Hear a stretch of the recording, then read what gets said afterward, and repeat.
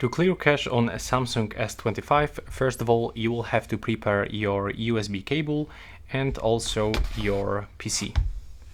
There we go.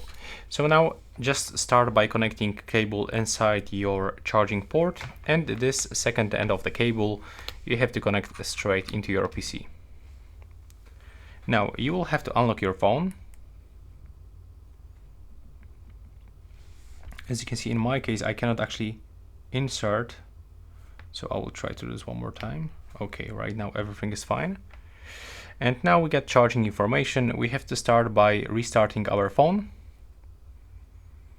Now when the screen goes black, click and hold volume up button and power key. And when the Samsung logo appears, you have to release power key and only hold volume up button. There we go. Now release and just be patient and wait. As you can see now, we are in recovery mode, so we have to navigate by using volume buttons. Scroll with the volume down button to wipe cache partition, click on power key, scroll yes, click power key, and now select reboot system now by using power key.